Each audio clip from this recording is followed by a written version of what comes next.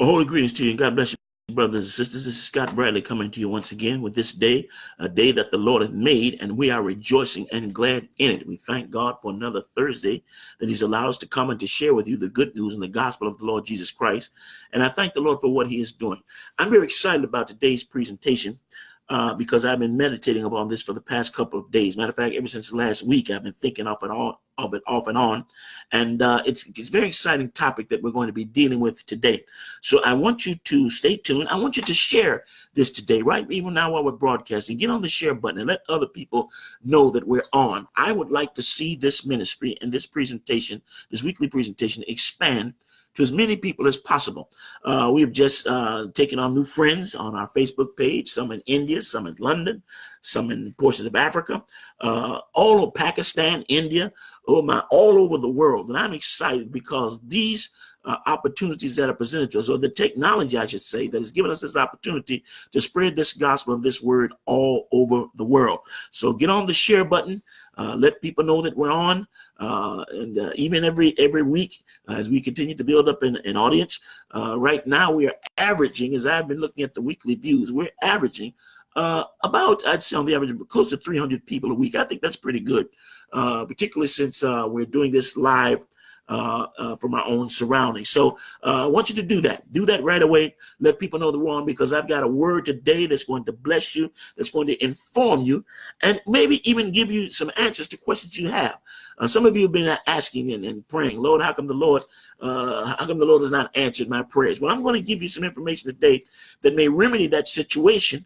And you're going to find that you're going to get your prayers answered a lot sooner. But there's something that you have to do. We're going to be talking about it in a few seconds. I want to also reiterate, I want you to get our book, our latest book, The Challenges of the 21st Century Church.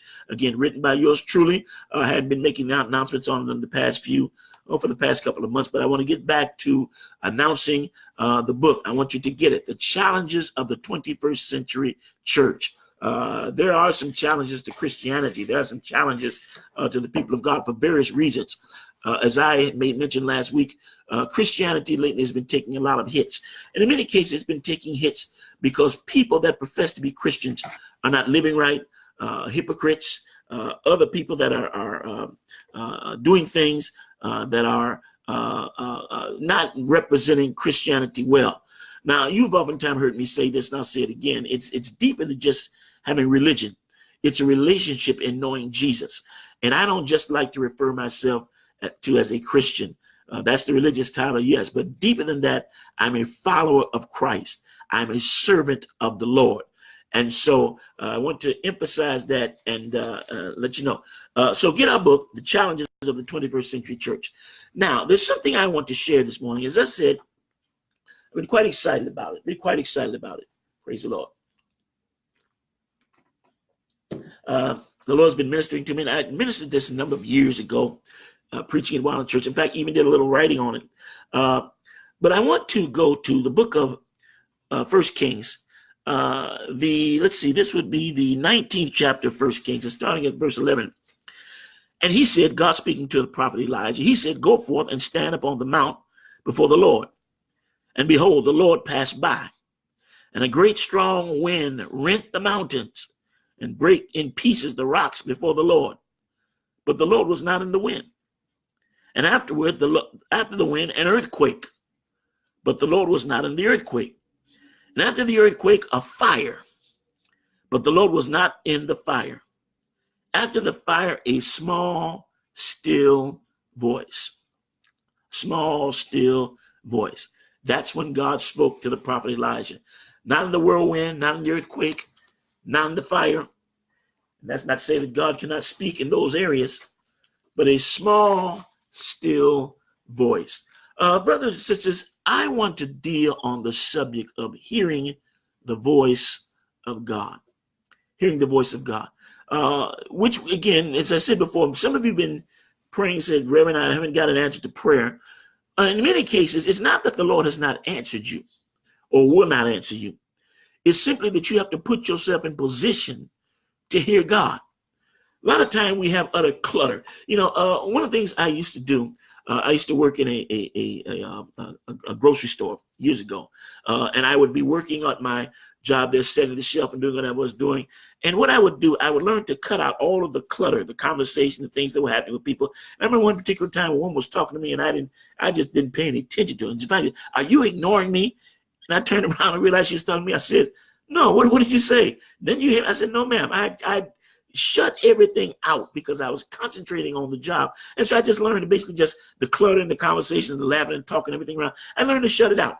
Well, I'm saying that to say this, that sometimes we can have too much clutter in our minds, too much clutter. We become too preoccupied. It's very important that we get in the presence of God. It's very important that we take time. And listen to what I tell you this. It's very important that we take time to get in the presence of God. Time in prayer, time in meditation, quiet time, getting with God. It's important because if we don't, we can't hear God's voice. We're not familiar with God's voice because, again, you can hear a lot of voices. You can hear a lot of things. Oh, my God. This is why the Bible said to us, believe not every spirit, because there are more than one type of spirit. There are all types of things that are talking to your mind, talking to your consciousness, talking to various parts of you in your spirit. And you can't really discern what's what. And I think there's a thing that we have to understand. I want you to listen to me because you're going to learn something here. The Lord ministers to us and speaks to us in our mind, in our consciousness. And sometimes he'll speak and not say anything, but he'll give us assurance. He'll impress us. You just know that this is the direction that God wants me to go. I was thinking about this yesterday as I was meditating. I sometimes listen to conversations of people that are just plain non-believers. Guy said he's an atheist and don't believe in God at all, And then I hear other people who say that God continuously speaks to them audibly. I hear the audible voice of God. I hear the voice of God. Well, I'll be very honest with you. I don't really believe you. Be very straight with you. And I'm not saying God does not speak and that God does not speak audibly and you cannot hear the audible voice of God. I believe that. But I think that when that happens, it's such a tremendous phenomenon until most people that had that experience, and I knew a handful, just a handful. In fact, I could probably count them on one hand and not even use all my fingers that have actually heard that I believe. And generally when they hear the voice like that, it leaves such an indelible impression. It's chilling, it's quaking, it's scary. Now, to hear that all the time, you would lose your sanity, which is why the Lord does not speak like that all the time. Listening to this atheist who professed to be an atheist, it's interesting. When I was in the military, we had a saying, there are no atheists in the foxhole, but I'm not going to go into that. That's a whole nother trail. But listen to this man say, if in fact God is real and I stand before him, I'm going to ask him, why did he hide himself from me? Well, God has not hidden himself from anybody. The Lord is in the nature. The Lord is in the life itself. Your evidence, your existence, your consciousness is evidence of God because you can't say when you became conscious. You don't know the day you became conscious. Oh, you can look on the birth certificate and realize the day you were born, but you don't know. You don't remember that. That's not in your memory. But the Lord reveals himself in simple ways of nature. He reveals himself. And that's why personally, I have no problem with science. The problem is not science itself. The problem is the interpretation of science. In many cases, scientists interpret things out of their own arrogance because they don't believe in God in the first place. But God is in science. God is in the universe. You see the heavens that declare his handiwork. The Lord is in a lot of things, but we refuse to acknowledge that it's God. And yet God is speaking through the nature. God is speaking through the universe. God is speaking through science. God is speaking through the physical anatomy of the human body. There are a number of ways that God is speaking and revealing himself to us because anybody with common sense will realize this stuff did not happen just out of coincidence. There's an intelligence behind the design of everything from outer space to inner space. And when I speak of inner space, I'm talking about microscopic space. I'm talking about atoms and quarks and gluons and all that kind of stuff that are so small until the human eye can't see it. It reveals the wisdom of God. It reveals the hand of God. Well, sayable voices, the Lord does not, it is not necessary. And even when the Lord ministers to you, a lot of times God does not have to say anything. I've learned something. That being in the presence of God reveals things. Being in the presence of God. Uh, you know, sometimes you look at, well, let's look at individuals like Moses. And the reason why I want to deal with Moses here is because Moses had a number of things that he did, a number of writings he did. Of course, he wrote, it's believed that Moses wrote the first 5 books of the Old Testament, the Pentateuch, I believe that's called. And in there you see the creation. You see the story of Adam and Eve, the fall of man. How would Moses know to write this? Beside that, Moses, of course, carved the 10 commandments that God gave him. And beside that, Moses distributed what we refer to as the Mosaic Law, and it went everywhere from laws of dietary to laws of praise and worship to even laws of marriage. All of those things were in the Mosaic Law. How did one man be able to come up with that many diverse things? And here's another interesting thing. Most scholars will tell you, and I'm one of them that does believe, that Moses actually wrote the book of Job. Now, Job actually is the oldest book date-wise in the Bible. Now, not chronologically wise. Chronologically, of course, you would start in Genesis. But Moses, or rather Job, is the oldest book. It predates the book of Genesis as far as when it was written. Most scholars will tell you that they believe that Moses wrote that. There's insight in the book of Job.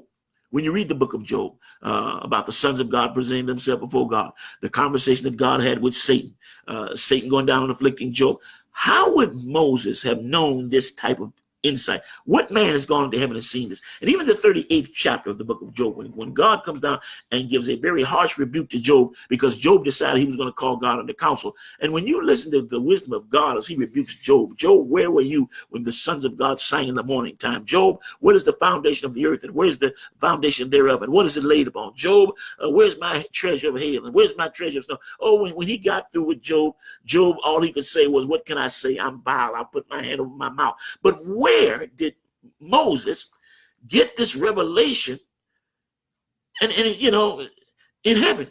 It's because, and this is why I got excited about this week, it's because the Lord ministered to me and said, when he was in my presence 40 days on the mount, I put things in him. I didn't have to say, and again, listen to the voice of God. God did not have to say everything.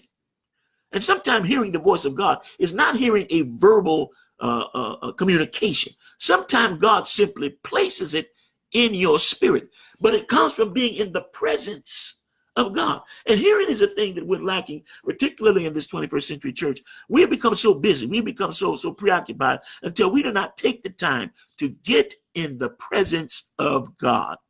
That's why we have uncertainties. That's why we have doubts. That's why we compromise. That's why we're quick to give up on our faith. That's why we're quick to fall and yield to temptation. That's why we're quick to backslide, get disgusted, and make friends of the world and do the pattern of the world outside of the will of God. I could go on. But it's because of the fact that we have not been in the presence of God. Look at Daniel. Here Daniel had tremendous revelations. Here Daniel saw, my God, thousands of years into the future. Even now, some of the prophecies of Daniel are still being fulfilled. Why was he able to have that insight, that revelation? Because he had been in the presence of God.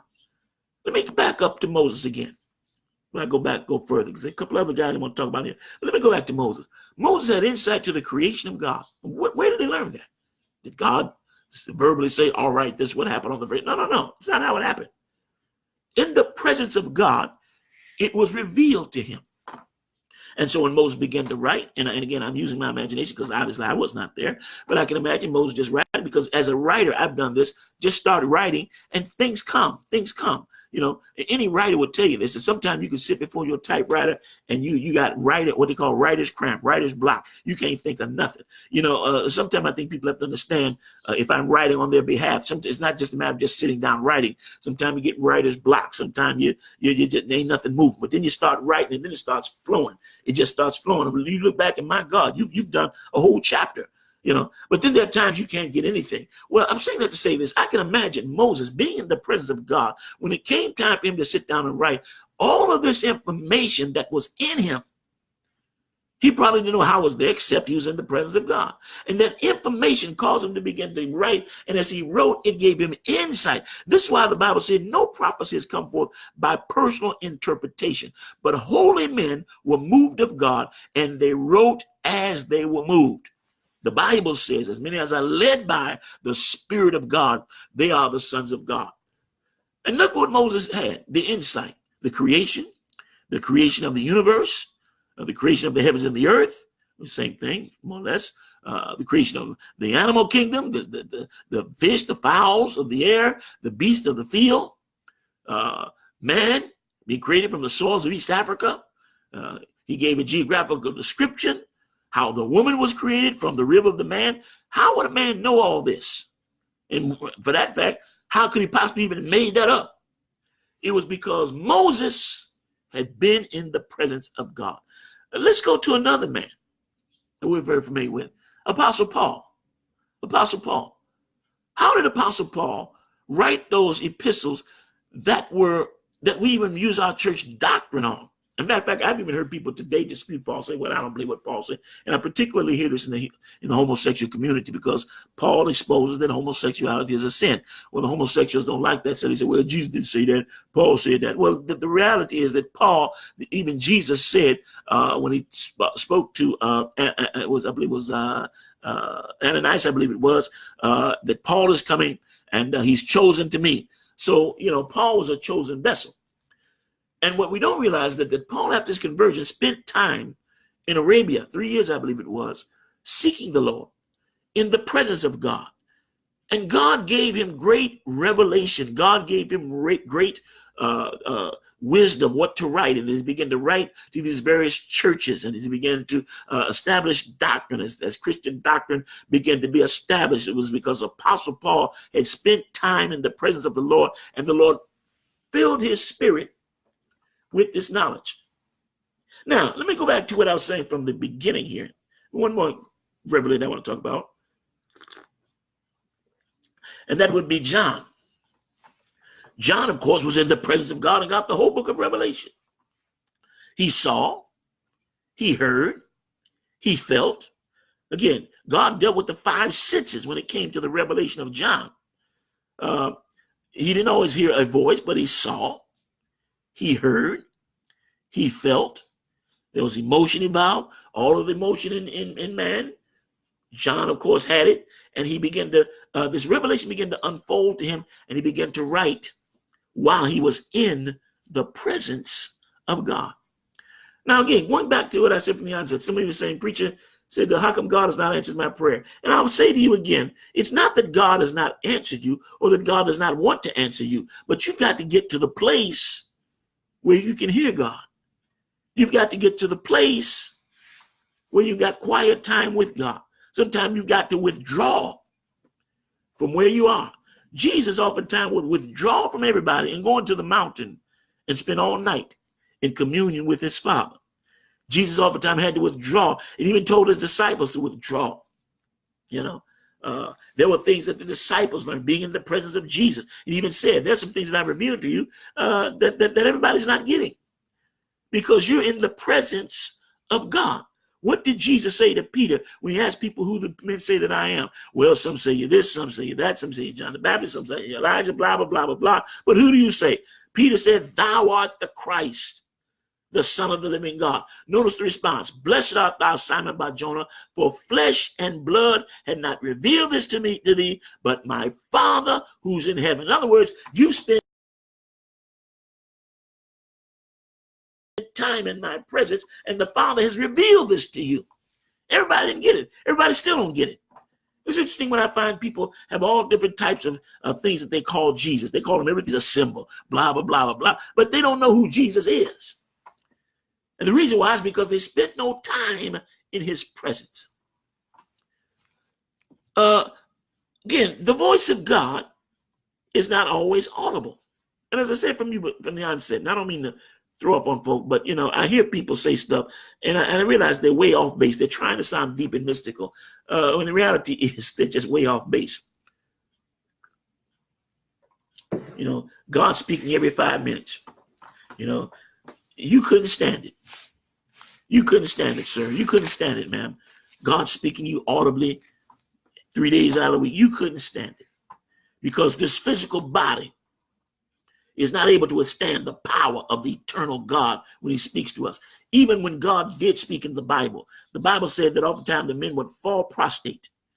Daniel, in the presence of the angels, just fell prostrate. John fell prostrate, hearing the voice of God. Moses just fell in the presence of God. Why?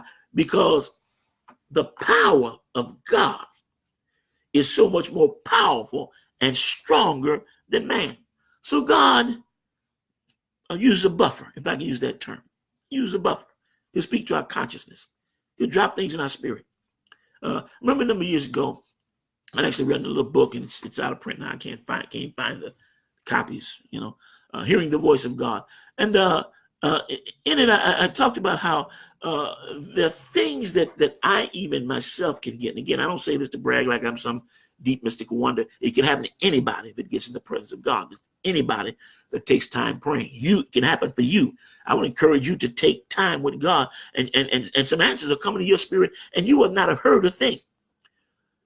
But I said in the book how there are things, even in ministry, in the 44 years that I've been preaching, there are things that I can know and don't know how I know them, don't know when I learned it, don't ever remember anybody saying it to me, but I knew it. How did you know it? How did you know that? Because being in the presence of God revealed it. Sometimes even when the gifts operate, and I'm not one that moves a lot of spiritual gifts, I just don't. Not that I don't believe it. There are those that are really gifted that move in spiritual gifts. I'm not just not one of them. But how is it that people can hear things? And I've known guys even go as far as calling people's names. I mean, your name is thus and so blah. And that happened to me, I think, maybe once or twice in my ministry. And I imagine if I really sought the Lord to develop that gift, it could probably manifest greater. But I just haven't pursued that. But I've known people that had that gift where they can call names and call conditions. Now all of them are not fake. Now there are a lot of fakes that do it. And believe me, I know there are a lot of fakes and shysters and guy got a little earpiece in his ear and somebody backstage reading cards. I understand that. That's just a phony, and God's gonna get them folks. But there are those who actually have that gift. You have to understand about every hypocrite. A hypocrite is a copy of somebody that's real. You have to understand about every faker and shyster. They have to learn from somebody who's real. So don't just throw the baby out with the bathwater and feel like all of them are shysters. And, I was looking at a situation one day where the Lord was using the man to gift. The young guy jumped up, young brother, this is divination. I'm getting out of here. Well, he didn't understand. He didn't know what was going on. And again, a lot of time people, I find that they have no idea what they're talking about. They've read something, which is what people are just good at doing. Hearing something, hearing the wrong information and passing it on without ever researching it for themselves. But here, there are those that actually have that gift. Well, how is it that they can know that, brother preacher? It's because the Lord drops it in their spirit. Now, they're not hearing an audible voice of God like somebody talking in a microphone. They don't hear that. What they hear, what is an impression in their spirit. And because in many cases, because they're gifted or anointed, and understand there's a difference between being gifted and being anointed, because every gift is not anointed, but every anointing stirs a gift. I hope you remember that. But again, because of God, their spirit is sensitive and they can know things and not know how they knew it themselves. But the gift of God, the Spirit of God, the presence of God. Let's go to the text one more time. I want to show you something here. Elijah was a prophet of God. He had become very discouraged because Jezebel put a contract on him. Jezebel's a bad girl. Bad woman. Anytime somebody calls you Jezebel, ladies, that's the highest of insult, whether you realize it or not. Jezebel is a very bad woman. Even in Revelation, Jesus was against one of the churches because they allowed Jezebel to come to their church and teach, which is why you can't let everybody come to your church and teach or preach or whatever. But that being said, the prophet became very discouraged. Now, here's a man. Here's show you the interesting thing about what fear can do to a person. Here's a man who just had one of the greatest triumphs in his ministry. God honored him by sending fire from heaven to show that he was God, and all of the 450 prophets of Baal, plus the 400 priests of the grove, all of them were liars. And Elijah killed all of them. Greatest triumph in his ministry.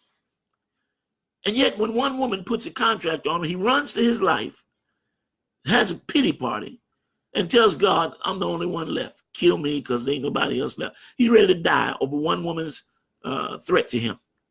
The Bible said that God called him to the mountain. And when he got on the mountain, there was a great wind. Imagine a tornado. It rent the rocks. After the wind, there was an earthquake. And notice what the Bible said. God was not in the wind. And what it meant by that was the voice of God was not in the wind, because God certainly is in the wind. The earthquake, God controls the earth, but God was not in the earthquake. Then there was fire. All of the demonstrations of nature, God demonstrated on that mountain in the presence of the prophet Elijah. And yet God did not speak out of any of those demonstrations. But then the Bible said after God demonstrated himself, and I can imagine that's what God was doing, just showing me, you ain't got to be afraid of this woman. Listen, I can send a whirlwind. I can send an earthquake. I can send fire. What are you afraid of? But then the small, still voice, God spoke. And brothers and sisters, sometimes we can be so wrapped up in the fire, in the tornado, in the earthquake. We become so preoccupied with things until we cannot hear the voice of God. In many cases, God don't say nothing. He just says, comfort, be still, know that I'm God. A lot of time we want God to give us a whole big long conversation, and it doesn't happen like that. As I said from the onset, and I'll repeat it again, sometimes God ain't got to say nothing. Just his presence gives peace, gives comfort.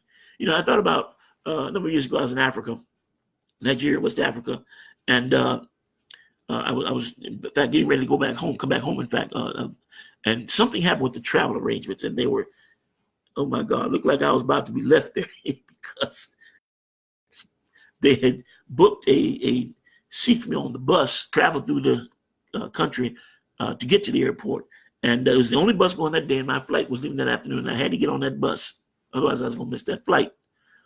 And there was no seat.